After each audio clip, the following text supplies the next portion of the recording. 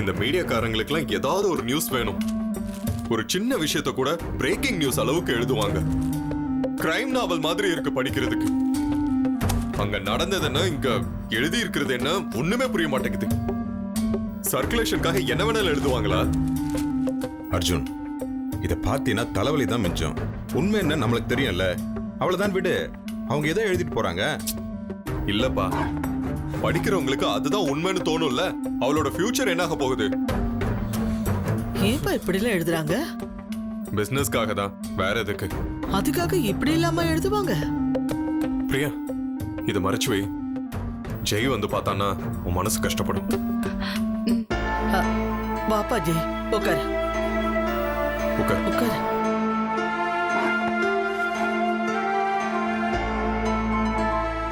மனோஜோட shirt எடுத்து போட்டுக்கிட்டேன். அதனால இதெல்லாமா சொல்லிக்கிட்டு இருப்பாங்க. உட்கார். அவனுக்கு சாப்பாடு எடுத்து வை.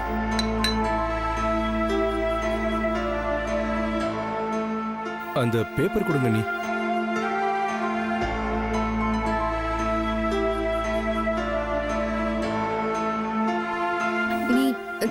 சாப்பிடு. நான் நெட்லயே நியூஸை படிச்சுட்டேன். பேப்பர்ல என்ன போட்டிருக்காங்கன்னு பார்க்கணும்.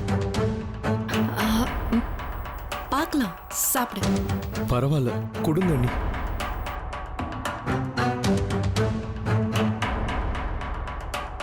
பரவாயில்ல, கொடுங்க நீ.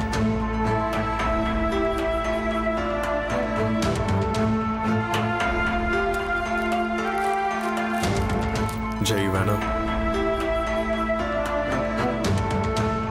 ஜெய் வேணாம். ஜெய், ஒவ்வொரு பேப்பர்லயும் ஒவ்வொரு மாதிரி சீக்வென்ஸ் கிரியேட் பண்ணிருக்காங்க.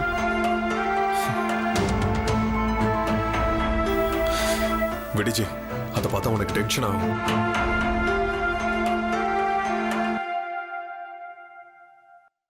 வைஷும் இத படிச்சிருப்பால.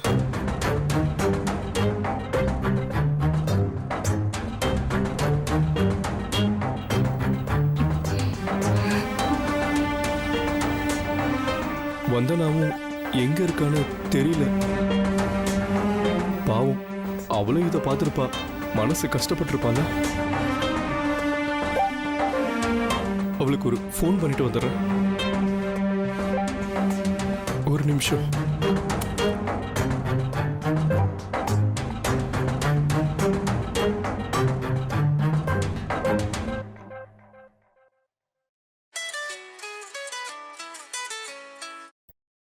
ஹலோ, சொல்லு ஜெய். எங்க இருக்க? நான் கிளம்பிக்கிட்டு இருக்கேன்.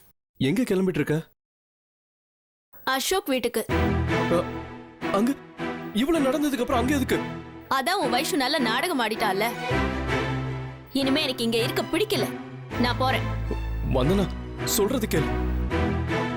நீ எங்க போயிடாத, நான் கொஞ்ச நேரத்துல அங்க வரேன். அங்க வந்து பேசிக்கலாம். இல்ல, நான் போறேன். பாய். Hello hello.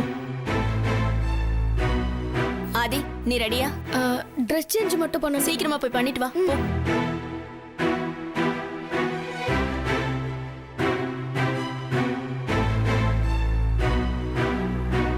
என்னாச்சு ஜெய்?